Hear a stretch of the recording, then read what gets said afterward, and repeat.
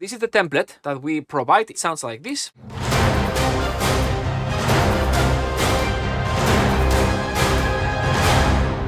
This template includes the sketching patches as well as the string basics, orchestral enhancers with some percussion. The sketching patches are here and the enhancers, and these are the sounds that we've used for this section.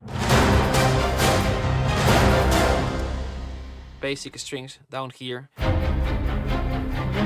and the legato section here.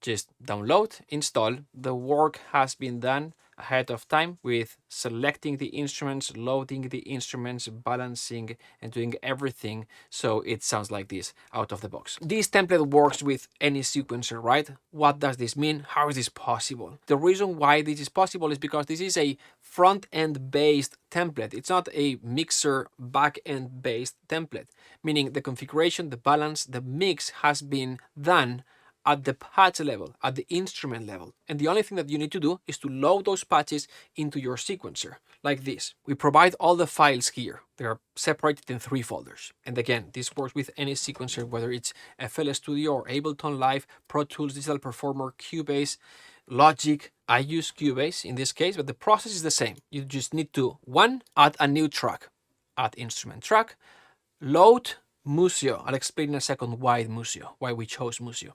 Load Musio. Click on the folder icon. Load the first instrument, piano in this case, and it will load. And we've got the first instrument, as simple as that. Okay, first instrument. Second, I like to duplicate the track. It's faster for me. But duplicate track, I'm going to open Musio in the second track. Again, folder icon, load second patch. Open, it'll load the patches. This is the orchestra short. It's orchestrated.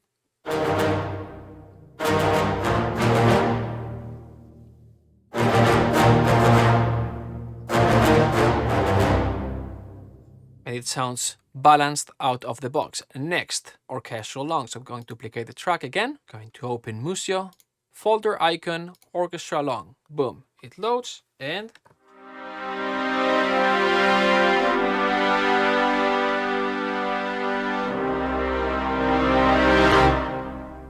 there you go. And you would keep going, and when everything is loaded, it's basically the same patches that we've got here. See, piano, orchestral short, orc long, choir, choir long, orc perc. It's the same thing that you see here: piano, orc short, orc long, choir, choir long, orc. It's the same thing. Just load track by track and load the patches. That's it. With this, you will have a template that sounds outstanding, realistic orchestral sound. You can go from realistic to cinematic, epic sound with this template. Now, after you've got this, there are 2 levels of improvement. At the basic level, we can create a very simple backend. And then we've got an advanced level where we can take that backend concept farther and improve your sound even farther. We explained this in the course, but that's the second and the third step. For now, you just need to load the patches inside your sequencer of choice, and your music will sound like this. Inside the course, the first thing that we're going to do is I'm going to guide you to do exactly what you've seen me do, to set up the front end of the template with the patches that we provide, and this gives you the sound that I just showed you. These first 2 videos will guide you step by step, and then we provide the MIDI files so you can test the template. But then, as we were saying, we have 2 levels of improvement if you want. This is explained here: improving the sound, basic backend, and then improving the sound, advanced backend. Everything explained here. In these first videos, we'll talk about how to set up a basic backend with some basic sends and reverbs. In the advanced backend section, we'll take it 1 step further. We'll discuss some more complex routing and how a more advanced backend can improve your sound a little bit more. This is all taught here in the course, but for now, focus on the most important part, or 80% of your sound, which is going to be these patches: the sound, the balancing, the orchestration, and the way we've configured them for them to sound the way they sound. And this leads me to what I've said at the beginning that I was going to mention. We use Musio for this. Why do we use Musio? It's because, in our opinion, it's the best sounding orchestral instruments at this price. So yes, you will have to download Musio. You can get started for free. You can find the pricing information here. You can get started at a very affordable price. It's going to be all you need. And with our patches, you'll have everything in one place, easy to use, very intuitive, ready to go, plug and play. All right, hopefully this answers the question. How is this possible? This works with any sequencer, any DAW. Also showed a little bit how to load the template, even though there's more information inside the course. Hopefully this also gave you a view or an idea of what comes once you've got the template, which already is going to sound amazing, but what are the next steps if you want to take this even farther? We provide support inside the course. But if you've got any further question, please let me know. I'm gonna go ahead and kind of open the template, explain each one of the tracks, how it's been configured. Musio is actually a compilation of CineSamples sounds. Some of these libraries used to cost, $300, $400, $800, right? And now they've recompiled them into the Musio engine. In my opinion, there's some minor things that the contact version, the expensive version, has that Musio still doesn't have. But Musio, it's a way more affordable price. It's 10 a month or 100 a year, or you can buy the whole package for 200-300. I forgot. You've got not one, but all the libraries they offer. So I think it's great. I've been using some of these libraries for over a decade. Cinebras was released back in 2010, 11, I believe, maybe 12. And so I've been using them a lot. There are some things that you just stumble upon them and it's like, oh, wow. And so tricks, tips, hacks, so you can get the most out of the sounds. So the goal of this class, take a look at the template, explain how it's built, tricks, tips, hacks from some specific patches that make for you to get the most out of them. Okay, let's get started. I colored them, and there are 3 groups of tracks. The way I've got things organized in my template, it's generally I have this kind of like the minimum template, what I call the sketching patches or fast action patches, and it's this guy here, the yellow ones, and it's exactly what it is. Ensemble type of patches for fast action and fast sound, and sometimes for sketching, sometimes just because, well, I just need the orchestra short and it's right there, ready to go, and I don't have to spend 3 minutes orchestrating this kit. I have it right there, kind of like brass, strings, woods type of sound. So these are the tracks that I include in these sketching patches. Then I usually have a smaller like a group of strings, not the full blown, every articulation possible strings, but just a group of strings that most of the things that I usually have. Fast access right below the fast action. And then I've got what I call orchestral enhancers, which is basically Celesta, ARP, some percussion instruments, blah, blah, blah. And this is what I call my minimum template. And it's a very efficient because it's just 41 tracks. It doesn't take a lot of CPU. It doesn't take a lot of RAM. It gives me, obviously, not everything that I need, but sometimes it could be 80% of what I need. And it's a very efficient template when I'm traveling, right, on a laptop composing. A template like this works just fine. And that's it. And it's easy to configure, easy to replicate. And this is what I'm going to be explaining. That's exactly what we've replicated, what we've created with the Musio template. We are working on an expanded version of the Musio template where it would include like the everything else, right? And what's everything else? Well, all the individual instruments. Well, I need the solo legato trumpet and then ensemble legato trumpet, and then there are short notes, solo trumpet, and short notes articulate ensemble trumpet. So all this detail, which sometimes sits in the template, taking a space, and we just use it 2% of the times. But sometimes it's good to have. So we are working on the expanded version as well. But for the small one, what do we have? Let's go one by one. Piano. I like the Cine piano. I think they've got another one, piano in blue. I personally like this one. They have 3 versions or 4 versions of this. They've got the closed, the cinematic, the roof. I like the cinematic patch. So this is the one that's loaded. I like to, here at the instrument, bring the pedal sound down, and that's how we've configured this one. The reverb in this case, and for this class, I have routed each one of the tracks to the corresponding group in my template, in the back end of my template. So for example, violins 1 short articulation would go to the strings short high group that has its own reverb, etc. So in this case, I plugged the Musio template into my backend. In this case, the piano goes to the pianos group, which has the piano reverb. That's like what I recommend. And both inside Momentum and in this small course that we are promoting now, there's a section on how to create that simple backend. And that's what I recommend. The backend meaning basses, reverb, sends, etc. So that's that, piano.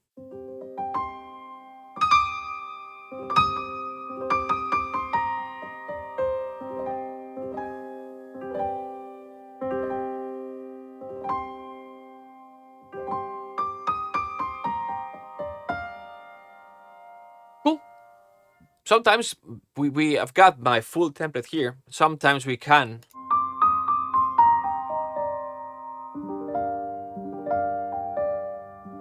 compare with the my to-go piano. This is Noir, which is a few $100s. Here's one.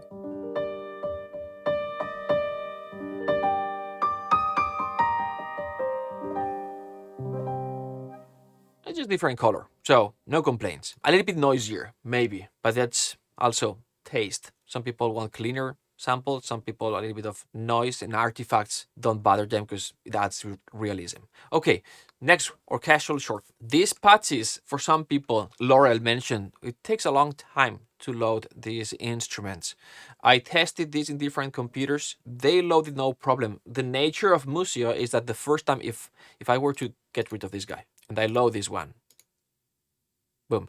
If this was the first time that I was loading these patches, it has to download them from the cloud. And these patches, if they are big, if they are like 200, 300 megabytes, well, it has to download. And it's going to take a little bit, depending on your internet speed. The first time, then it loads faster because it's already in your hard drive. When I just loaded these instruments right now, they just went from my hard drive to my RAM. Because I already downloaded them a while ago, they did not have to go from the cloud to the hard drive first. That's the beauty of Musio. You don't have to download libraries, but the first time that you load a patch, if it's not downloaded, it'll have to download from the cloud again. But anyway,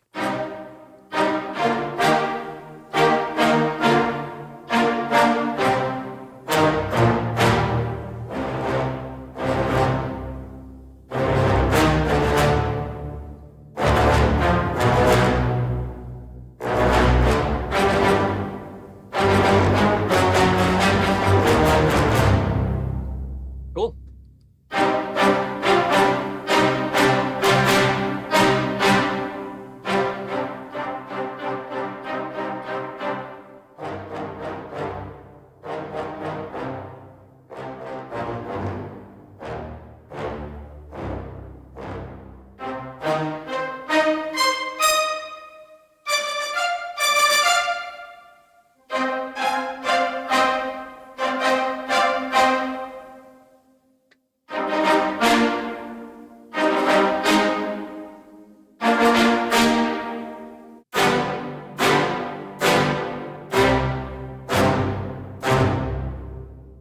So there you go. In my opinion, brass in CineSamples. If I have to give you kind of like what's my opinion on CineSamples in general, I think it sounds outstanding. You get this cinematic sound like out of the box, not much to do because most of the orchestral sounds like the strings, brass, and percussion, like those big libraries were recorded by Dennis Sands in the Sony scoring stage with vintage M50 Newman mics on the Deca and outriggers, all the vintage ribbon mics on the brass on that room. And so with those vintage capsules on the M50s, and it just that creates that kind of like Hollywood sound, which is so expensive because those union musicians. So that's expensive. That's really expensive. Plus, it's not doable because there are no union rules to record. They had to do a very specific. This is a long story, but they did have like the union orchestra in that room, which is one of the biggest scoring stages in town, which is where E.T. and all these well-known movies got recorded. So it's that sound. It's there. The musicians were there, the mics, everything, and the mixing engineer that has one unique signature sound. If you like the Avengers and kind of like the Alan Silvestri sound or Danny Elfman. Most of these movies have been recorded and mixed by Danny Sands. And so if you like that sound, this is built in the samples.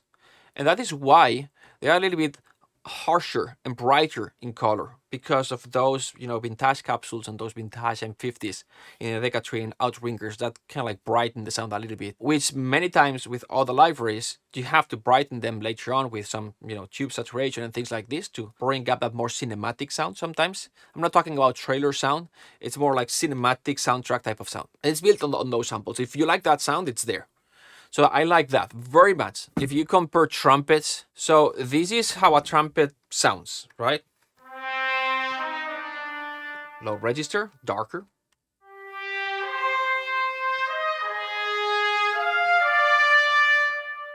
Beautiful. So this is cinematic studio brass. Sounds beautiful, sounds natural, sounds realistic. Obviously the legato is just wonderful. But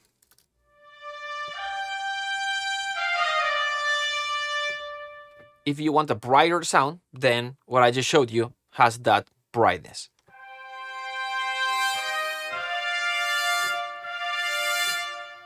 You may like it or not, it's just there, okay? So these samples have this a little bit of this more cinematic color. That's okay. And so that's what I like about these sounds. With CineSamples in general, so pros, cons. Generally, the sample is not as clean. The consistency of other libraries, like to me, the most consistent libraries in general, what I've seen is Cinematic Studio Series, or Casual Tools is pretty consistent, as well as Spitfire. And CineSample sounds beautiful, but sometimes the consistency is not there. Sometimes, like for example, staccato notes, not all of them will have the same time till sample peak, right? But when they are cleaning up the samples and cutting the samples, all that consistency of measuring, from the beginning of the sample till sample peak. So when we quantize, it sounds, aligned or more robotic. So again, they're not as clean, which helps with realism. But sometimes I'm like, let me do the realism by dequantizing it if I want to, right? Give me the precision. So that's it. But I continue to use them. It's one of my main libraries. For brass, I use strings as well. I love percussion, and I use them in combination with other libraries. I like other libraries for some specific things, like the legatos from the Cinematic Studio series, but there's plenty of this in my main template. Okay, so orchestral short. I was saying this because there are certain things that CineSamples, or Musio in this case, does very, very well. And one of these libraries that is just so good. Strings are great, and percussion is fantastic. Brass in particular, to me, it's just the sound, outstanding.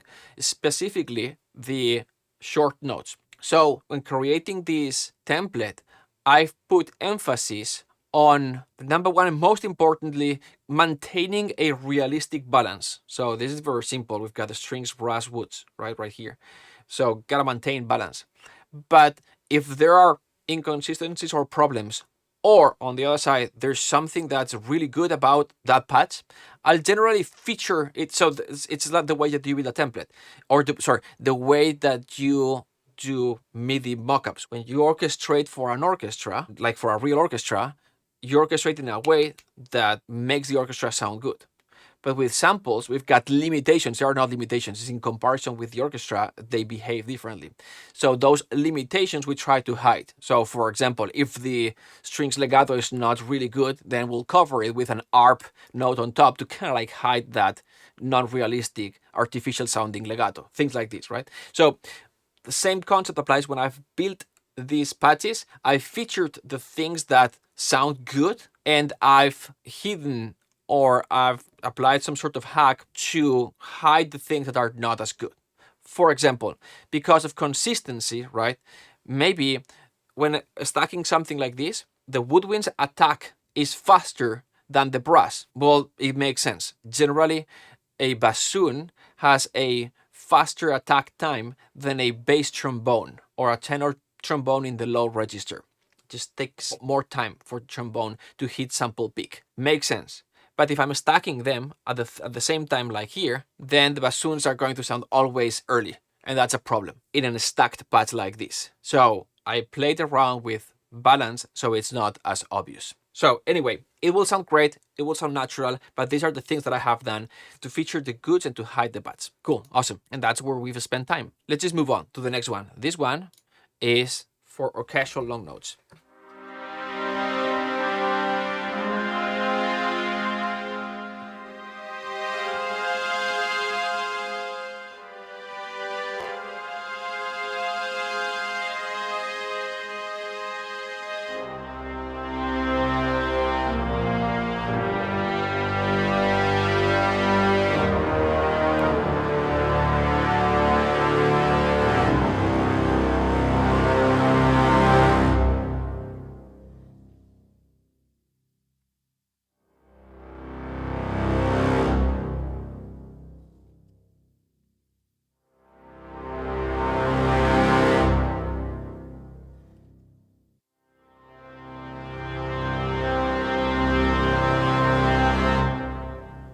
Okay.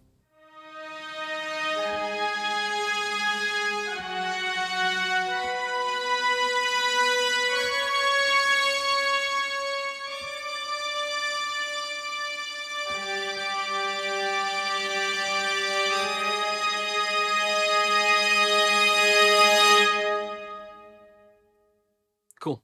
So that's that. It's good range in the dynamic range. Love it.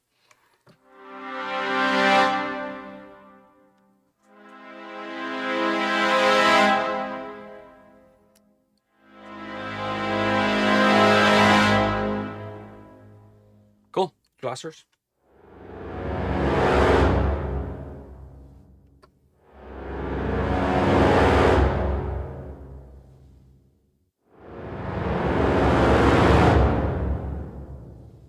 And maybe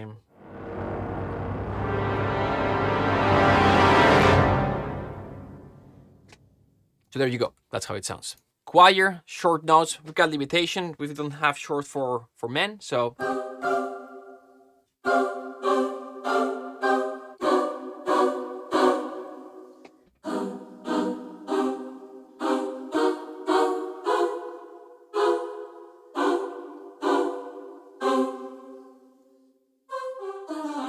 I would add more reverb to this one.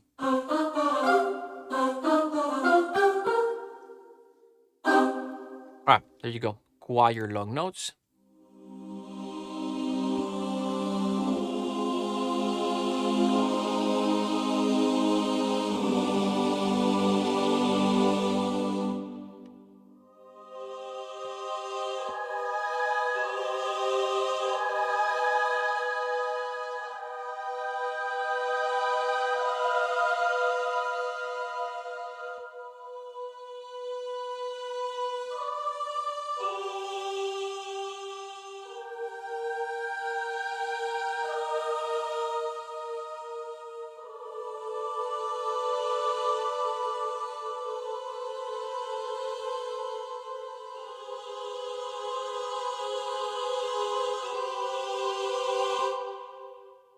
And then we go orchestral percussion. Simple patch, looks like this, and it's just basically the tubular bell. And up here we've got it's not my favorite patch, but down here the tubular bell, up here the celesta.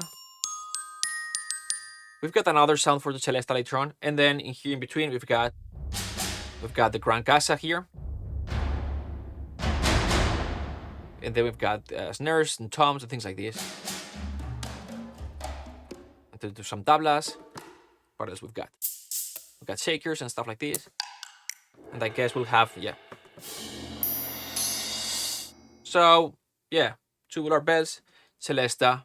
Then we've got all the gran casa snares and tablas and toms. And then we have all the shakers here. And then all the metals here. Ooh. And I like to have one of these in my sketching patches for fast action. Same thing with epic percussion.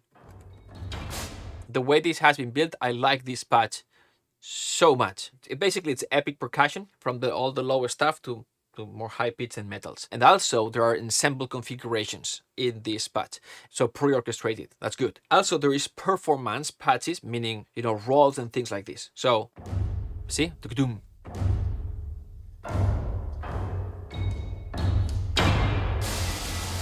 This one you can control here.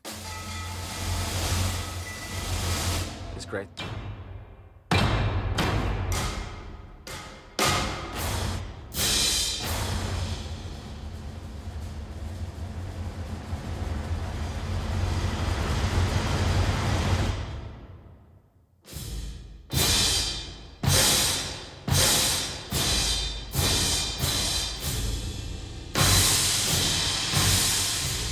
These sound fantastic. The only problem with this is that at this point, when you've got one of these, but that's the limitation with ensemble type of sounds and sketching patches. This is for speed. Now for mixing, the limitation that you're gonna face is flexibility. That's why we've got more separation down below. But at this, like having a low hit and the metal hit, high-pitched percussion, does not allow you to then separate these two hits into different type of reverbs or compression or whatever you need to do to treat. But that's okay, because what you are after here is that fast result, pre-orchestrated type of sound. These are great.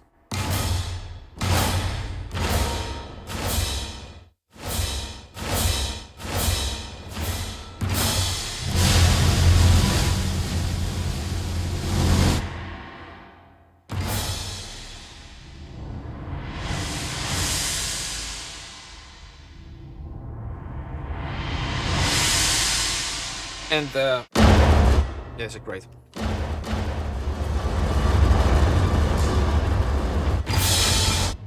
So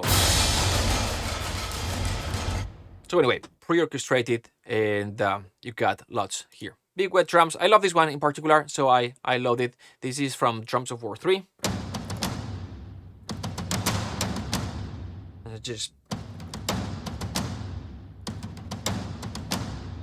wanted to keep it. So we've got all these guys till here, and then we're going to have the strings, brass, woods, and then we're going to have the epic horns, epic trumpets, and that, you know, if you had a very small computer that cannot handle more and you wanted just a small little sketching template, then that's what I would recommend. But for the strings, what we have is just the spiccato patch.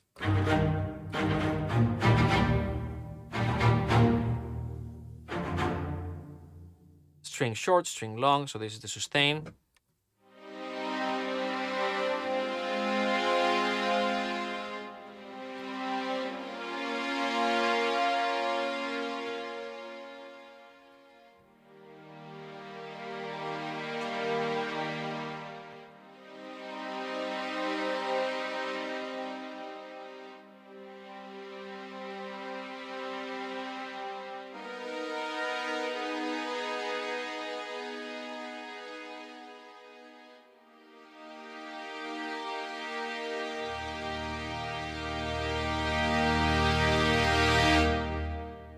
There you go.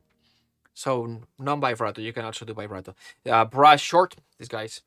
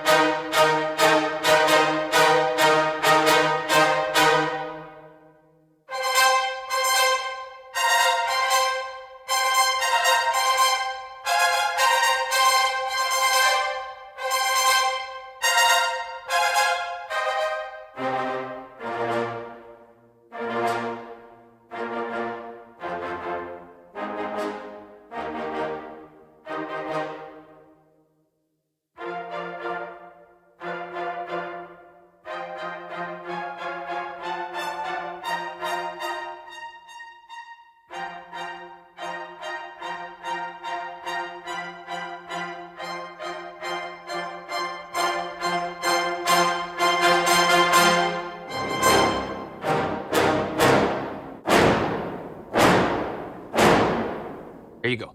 So one thing gotta pay attention to when you start the stacking is this number up here, number of samples. When this hits 1,000,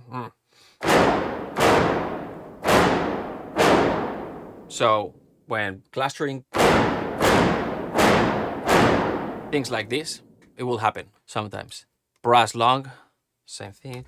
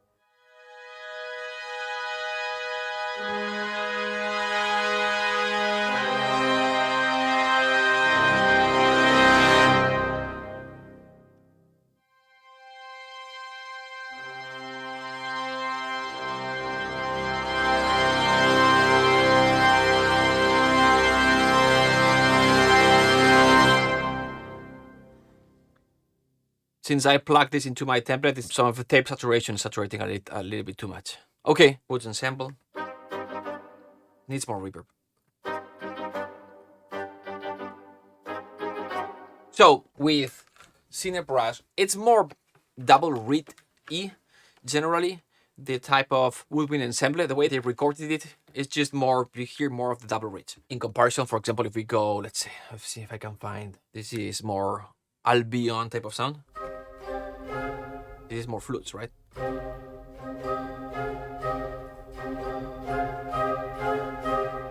And you may like this, and this does not sound as pleasant, needs a little bit more of reverb, by the way, so something that I would have to work on, but in the back end of my template.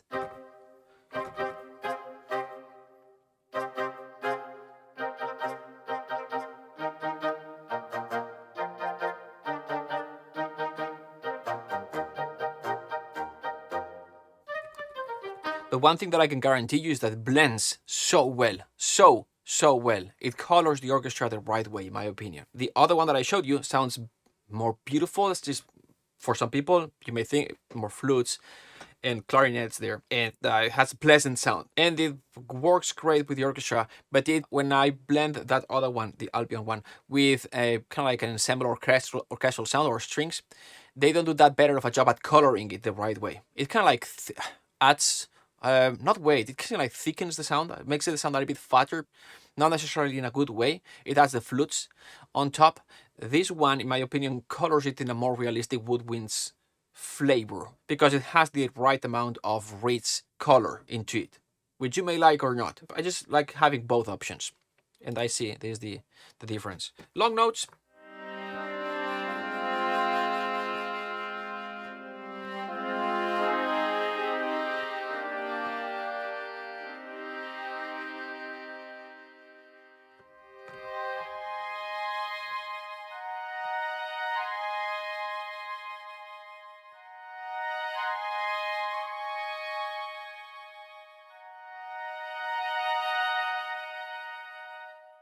So those are ensemble patches, no legatos. So just do this and color it with a legato flute on top to kind of like fake that legato of the entire woodwind section, but you're actually just layering one legato solo instrument on top, and sounds beautiful.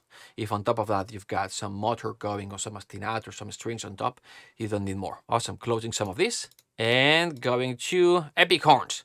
I couldn't do this without some epic horns.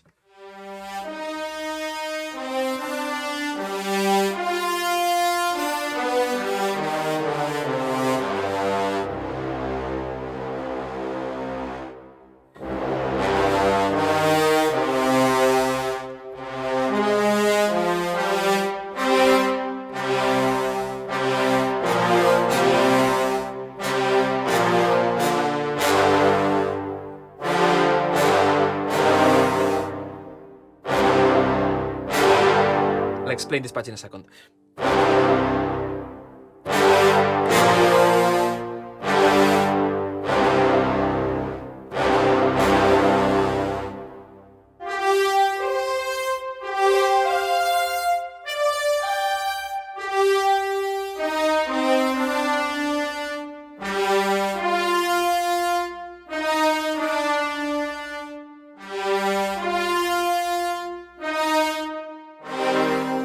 Okay, so this patch offers some possibilities and limitations. I like polylegatos. So it's a patch that can do legatos, but if you do more than one note at the same time, you can do polylegatos. You can do internal legatos. This is not possible with Museo. But in a patch like this, inside the sketching patches section, I would have to have as much flexibility, as much output as possible from whatever I've got loaded here. It's not available, so it's a little bit of a hack. So first we've got the majority of the sound is the 12 horns ensemble sound.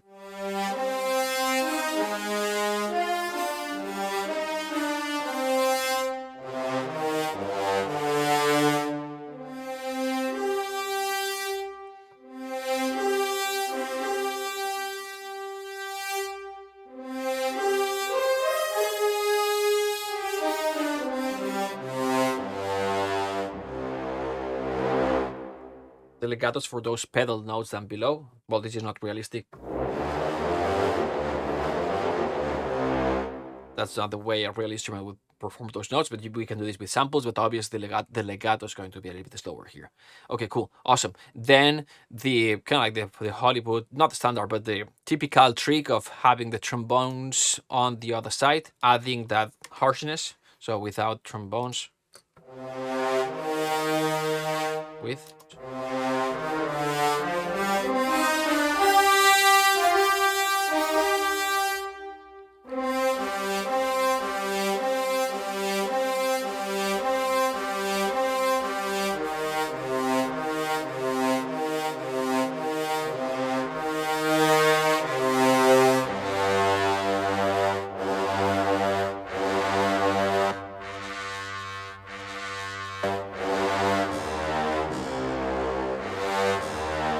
Okay, so it adds aggression, create a little bit of oomph at the beginning of each note, and just also opens the sound a little bit and makes it a little bit wider. So having the typical, epic 12 horns or 6 horns or whatever, 8 horns, plus one solo trombone is something that's typical, almost cliche sometimes, but it's built in here. A solo horn just to add a little bit of extra definition, because as you can see, those legato sometimes are a little bit and so that solo horn adds a little bit to the whole thing.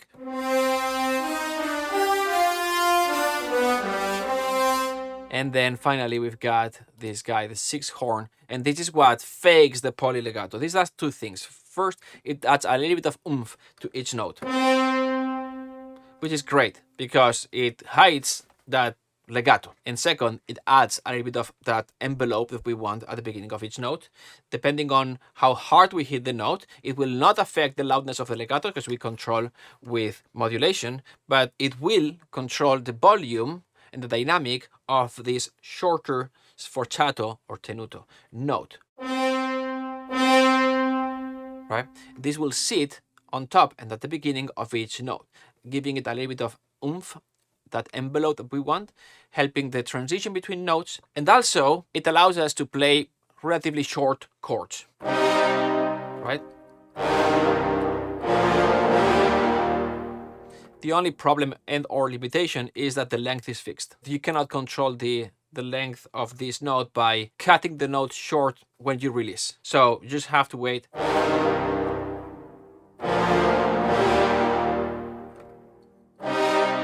And you can play with this, and you can modify this obviously, and you, instead of having a tenuto note, you could have an staccato note, not an spiccato because it's going to be too short, or staccatissimo as they call them for the brass, but maybe a staccato works better for you. I settled with the tenuto note.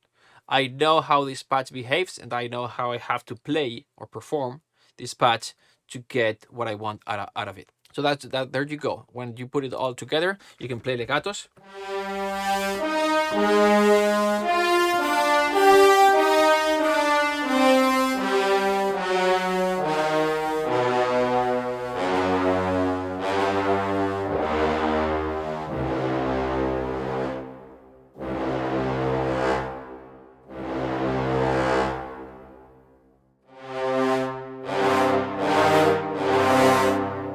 And you can also play, you can also perform kind of like massive low chords.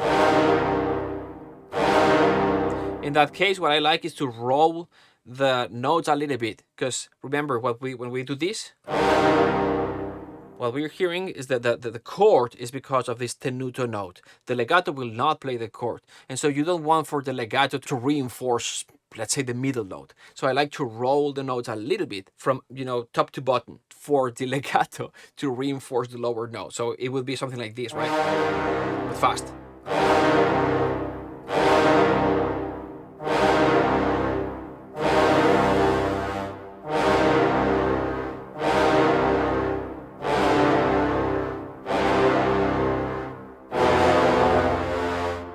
There are short chords, but if one is stayed, it would be the low note, right?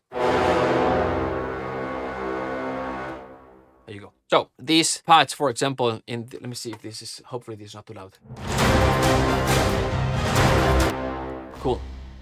This is where's the patch? Here. It's doing the low notes. And at the end of this cue, you hear them. Those are those horns. These guys here.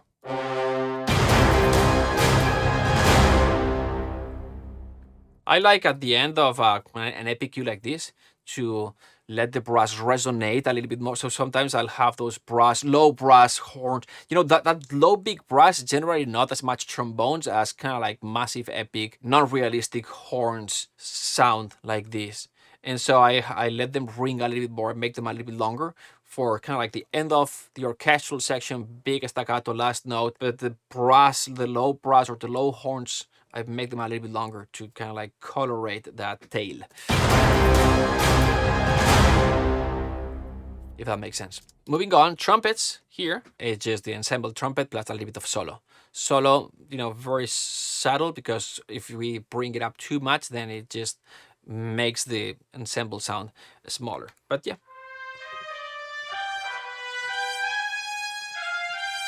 All right, moving on. So celesta. For celesta, they've got 3 celestas. The one that we've selected is this one. It's a little bit drier. They've got the orchestra celesta, comes with lots more reverb. So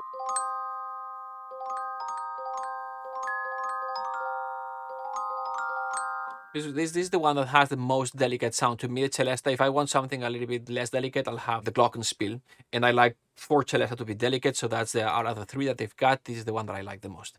Arp, they've got different versions. I like 2 arps, generally, sitting in each side of the room for that stereo arp sound. That works great for solo notes, but also for glissando especially. That kind of stereo arp glissando. I like that very, very much. And they've got a kind of like a wide arp that they sampled it this way. For the ARP, I really like CineSamples ARP. It's super easy to play. The Spitfire has a little bit more of character, especially in the low note. Maybe we could compare it. It is here. This is Spitfire. Okay, I brought it up in volume, so it's an unfair comparison. But it has a little bit more of character. The problem that I've got with this library, Spitfire, this guy here, is that it is hard. You hit soft and super soft. You hit a little bit louder, a little louder, super loud. So it's hard. With this one, the Cine, which is here, has a little bit less character, especially in the low notes. Which, if you want that Michael Giacchino kind of like low arp pulsing, like slow pulsing note, I like the other one better. But this one is so easy to play.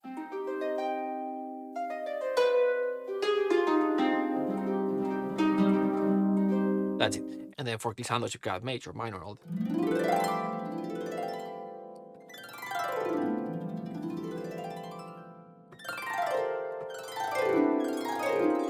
And then you've got all the switches here, right? So we've got things like, etc.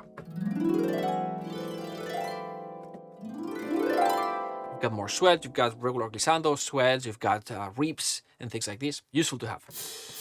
And then piattis.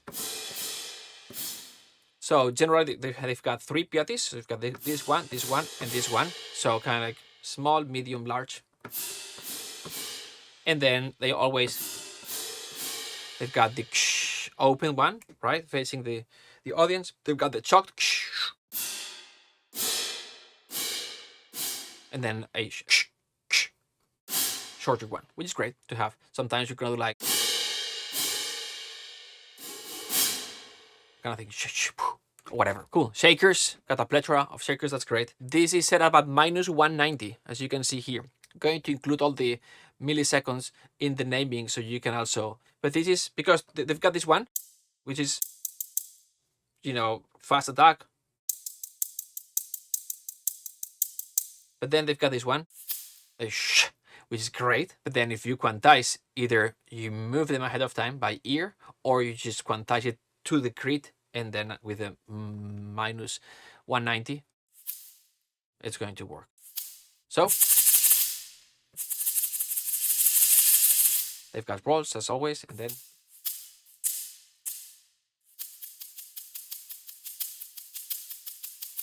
so shakers, good to have here for the kind of like top of the mix. Percussion, got a tam tam,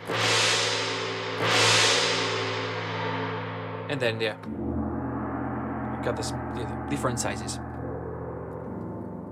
and then they've got bigger than this in the Epic. So it's not here in the template, but in the Epic Percussion library, they've got more. The snares, same thing. So without the different types of snares and different sounds. Timpani, they've put it this way, right? They've got right hand, left hand. So this note and this note is the same, but you can do dugadum.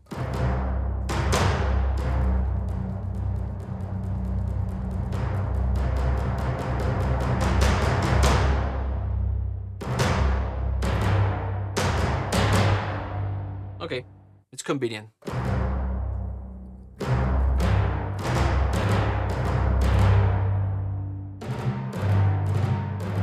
Cool. We've got soft, medium, and hard mallet. For hits, I like the hard mallet, more definition. For rolls, I like the medium mallet or the soft mallet. We chose the medium mallet. And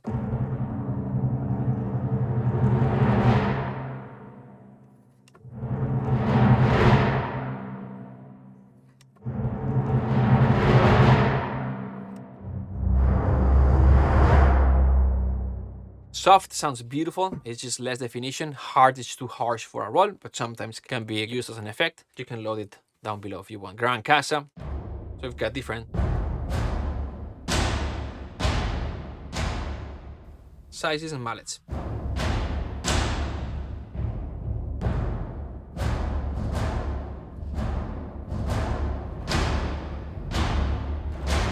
So it would appear this is a soft mallet,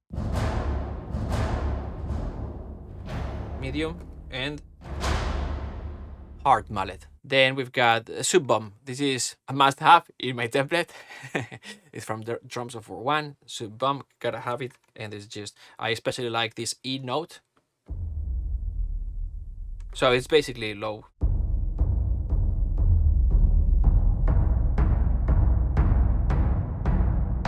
This is a sound for just as, you know, that one downbeat every 4 bars kind of thing, right? Or every bar, or whatever. And so it's just this one hit. And I like this one in particular, using it for years.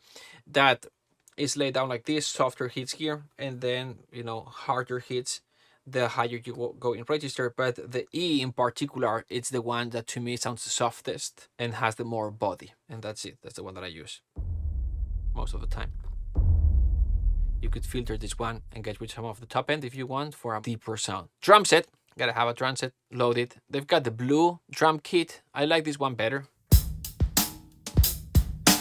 right? Sometimes, and an electric bass.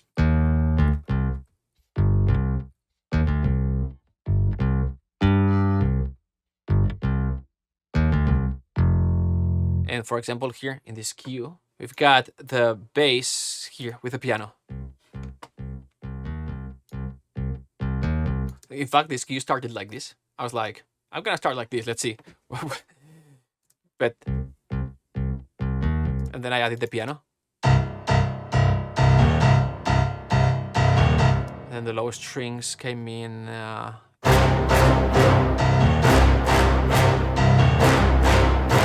And then orc long. And then I added shorter strings in choir. And then I added percussion to enhance. It's taka taka ta. It goes with the strings. And then I added the rest. But basically, which is the rest of the percussion that adds that.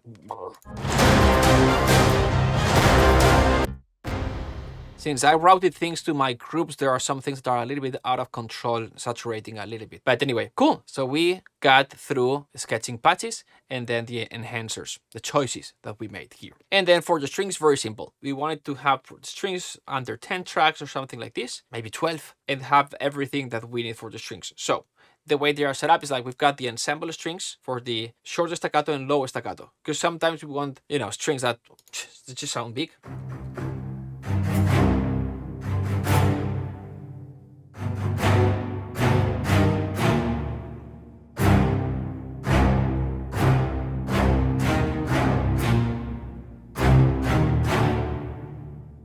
Which is a non-realistic sound. This would be a more realistic sound.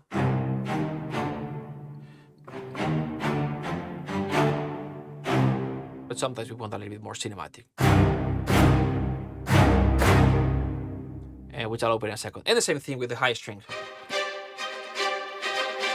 The realistic thing would be, these are violins. Smaller, more realistic sound, but sometimes we just want the big staccato sound. So we orchestrated it inside here, like this. And it's just basically everyone there.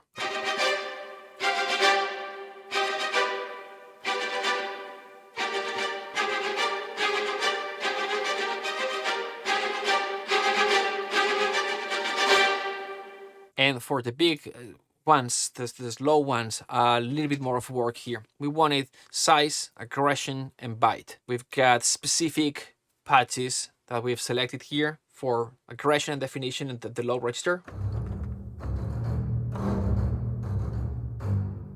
We don't want it to be too big and get muddy. Then we wanted a little bit of, aggression here.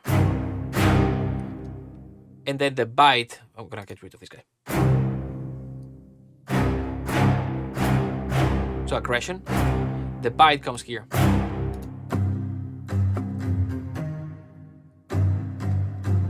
Right? And you can play with this if you want a little bit more of that aggression. Try it.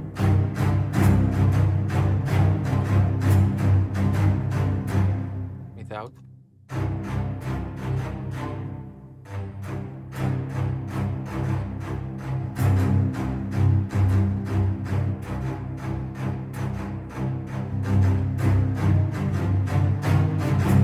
I brought it up too much, just so you see the difference. But you can play with this. Cool. So I think this sound comes in handy sometimes when you want this. Transformers and beyond. All right. And then this is no secret, so we can move relatively fast. So violins 1, 2, viola, violoncellos, and double basses, separated by short articulations and low articulations. Here are the short articulations. This is the way I've used them for the longest time. So we've got 3 staccatos, right? We've got spiccato, staccato, marcato. So short, less short, and then, right? So generally I'll be here.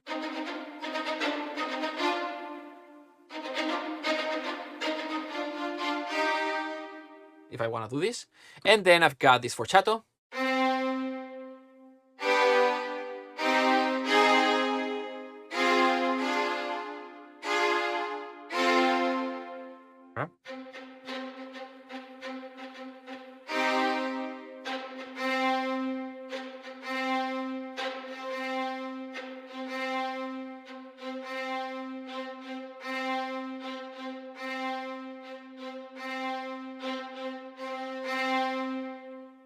You can do things like this. And then we've got the pizzicato. And then con legno se Bartok pizzicato con legno. And Bartok. I particularly love the violins 1 and also 2, but specifically the 1 spiccato sound out of this library.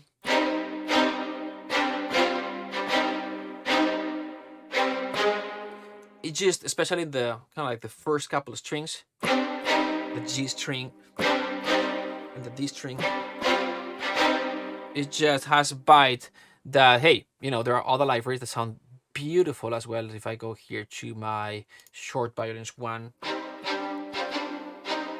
so there you go.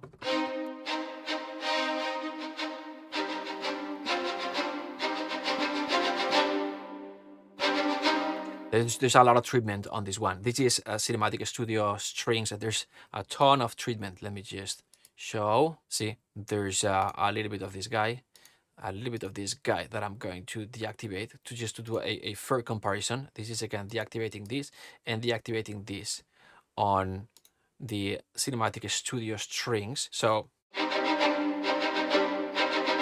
Cinematic Studio strings, the shortest articulation, spiccato.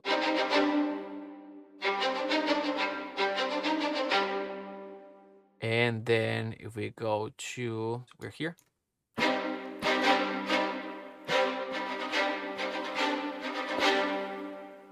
It's just different, but I like it very much.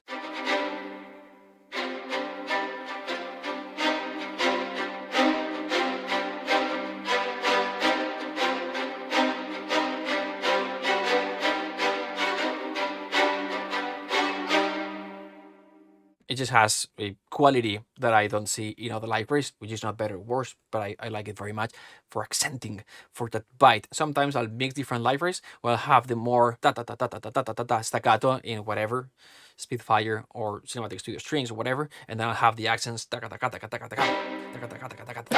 right? I'll add Cine strings or Musio for these. That has that. So that's the only thing that I wanted to mention. This is how we've got the shorts organized. And then we've got the long notes. The first three are going to be three different types of legatos. So before we go there, let's see how I built this section here, because it's just all staccatos.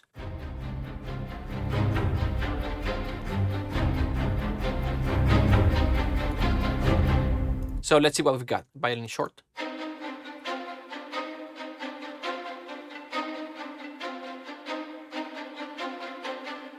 Okay, cool. It's this kind of more, realistic first section. Now, take a listen to this. See what just happened there? It seems like there's a little bit of swing, and this happens with violins too. A little bit more than with violins 1. Remember the consistency that we were talking about at the beginning? So there are some notes that are like, why is this note late? Well, because depending on, and it's not going to always be this note, depending on the round robin, sometimes it'll be one note, sometimes. So there are some round robins that don't have the same attack length or speed than others. But anyway, just like a real orchestra. See what happened at the beginning? Da da da da da da. So there's that. It's part of the game.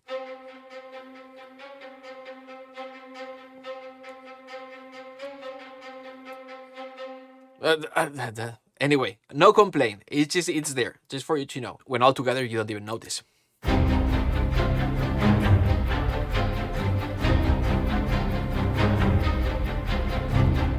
So no big deal. What's the trick that I've done here? Kind of like, well, this is just the strings, right? But I just wanted to sell the idea, right? Of see how good they sound. And so I added a few more things, right? There's this guy here. I just wanted a type of percussive sound that blends with the strings. So if I add that on snare, it won't blend as well as if I add this particular shaker, kind of like lower register type of shaker.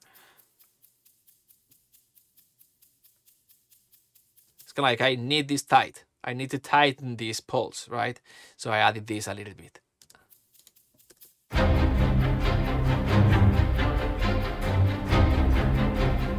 Saddle is there, so it's not just the strings.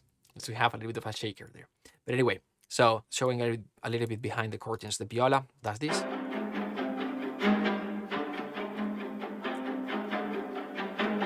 So the A flat G is the motive second that goes generally between when the highest strings stop. Then we've got this on the cellos, double basses, and violas for definition on the lowest strings, which do this.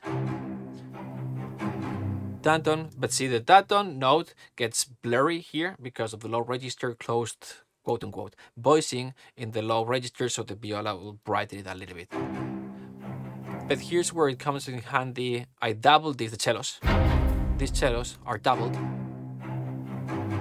Dun dun dun dun dun dun dun. Right? I doubled this with that patch that comes very handy that we've built earlier, remember? And this is going to add definition to that A flat G because now it's going to be in octaves. Plus it has the spiccato that adds definition. If we saw this one. So that thing is going to add definition when we bring everything together. Right? It's going to add definition to the whole thing. Tradom plus violas. There you go.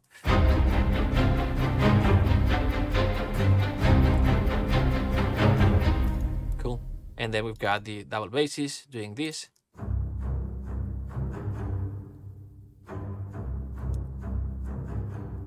And that's it, just one more trick to make this whole thing sound like this. So now let's focus on the high strings. So we're just talking production here at this point, right? So just how to use samples to get the most out of them, type of thing. So the strings, the driving motif in the high register of the strings is this. The problem with this is that if we want that kind of like more epic strings in the mezzo forte to piano register, but still we want that cinematic sound, it's gonna sound a little bit small, see?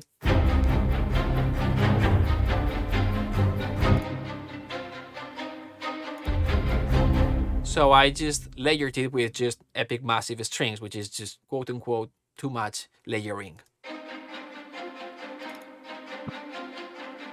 At a softer register. So I've got kind of like mezzo forte, just violins, which is already unrealistic because 2 notes equals double the violins because it's samples, but it still sounds small. And I layered this with piano super layered high string staccato. So without these guys, with.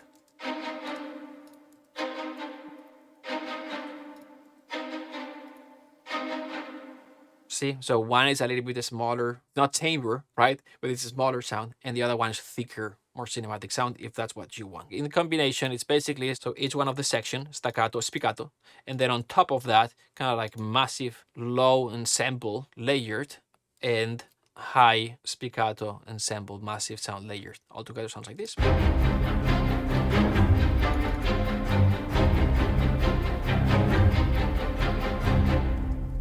If we were to just have the actual staccato strings,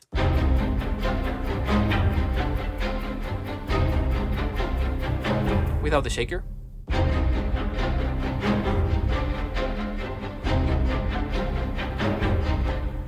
see that it doesn't pulse as well. It kind of like dances around, just it's a little bit something weird here.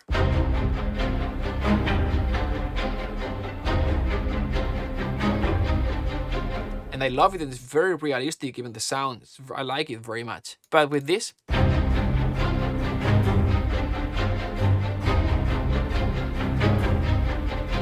adds a tint of more cinematic, thicker, bigger, if that's what you want. Not always we want this. And the shaker on top just adds.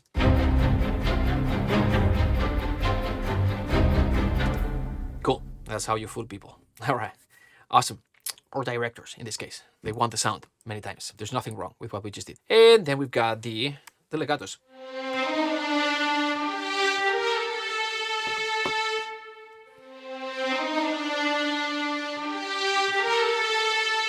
Cool.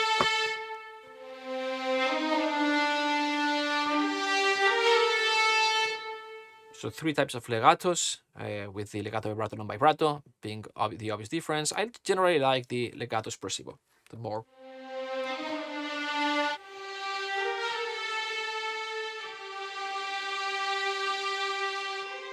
When you know these libraries very well, there's some sounds that will have some noise or a pop here and there. Sometimes I know where they are and I even avoid them when I'm playing that melody. But anyway, happens with every library. And same thing with violins too, same thing with violas. We'll go to violas, we don't need to do violins too. Oh, I didn't show the rest of the articulations, but same thing.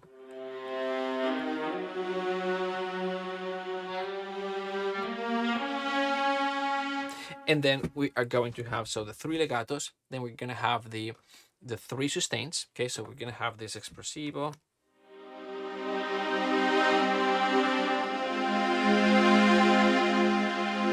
and then vibrato,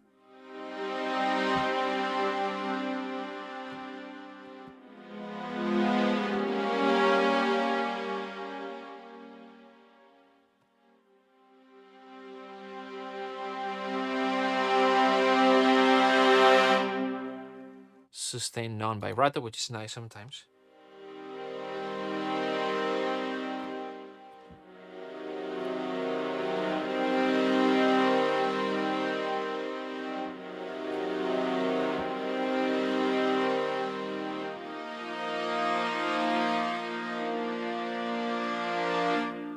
Non-vibrato all the time is a little bit weird. Continuing, we've got the harmonics.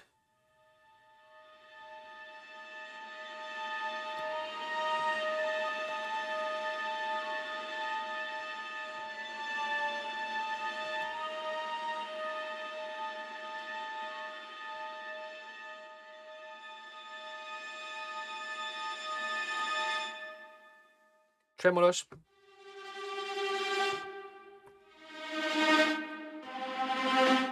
I love that they have the tremolo sul ponticello.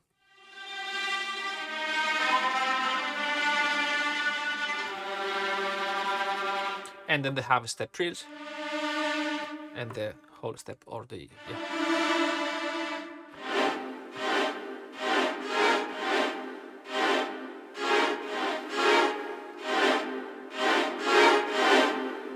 There you go.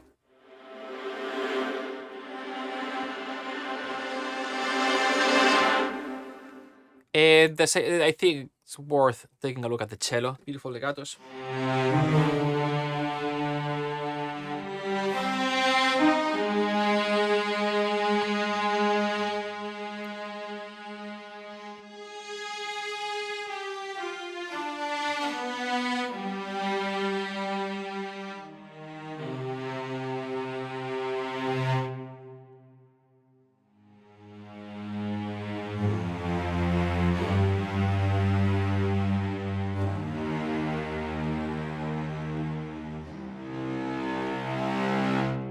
Okay, CineSamples is not a library that's known for the best legatos. It does not compete maybe with Cinematic Studio strings, but the sound is there. The other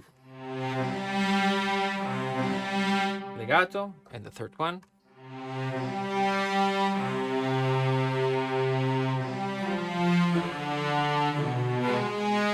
Cool. And then we've got these different sustains.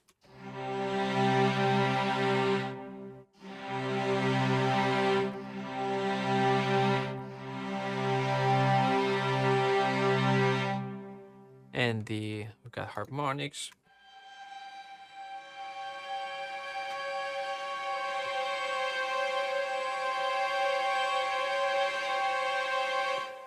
The tremolos, which sound great.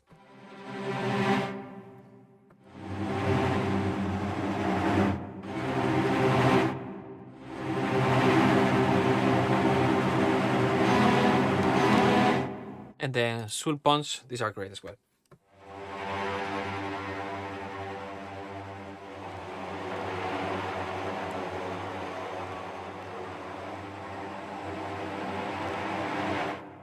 And then the harvest and the hope.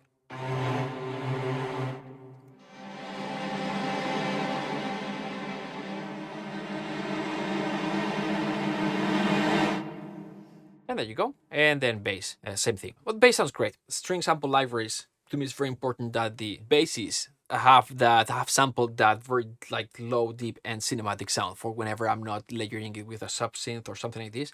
I want for the bass to actually be able to carry all the weight of the orchestra like a real double bass would do. The key switches are up here. Something to notice here. So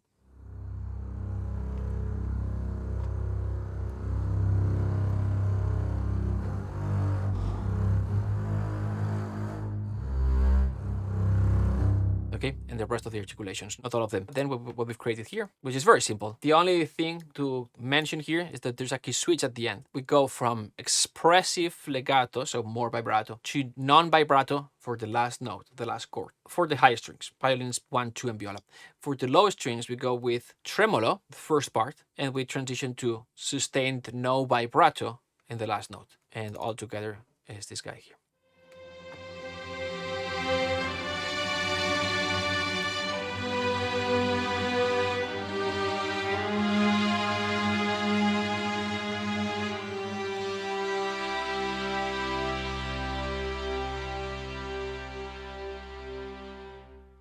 That's it. If you want to hear the violins and how they sound different. Oh, let's do violins 1, 2, and viola.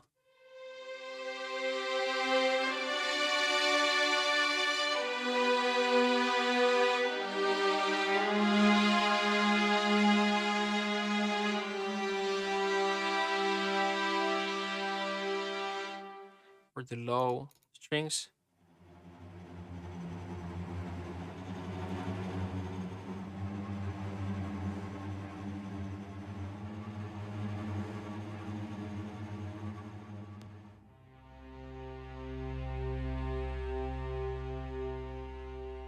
In this case, no tricks, completely naked. I didn't do the ensemble pads and layering on top the legatos. It's completely naked, almost free tempo. I aligned it to tempo a little bit, and I did a little bit of retardandos here and there for that more natural rubato feeling at the end. Not rubato, but retardando. There you go. I hope this was insightful. I hope it was fun. Bye-bye.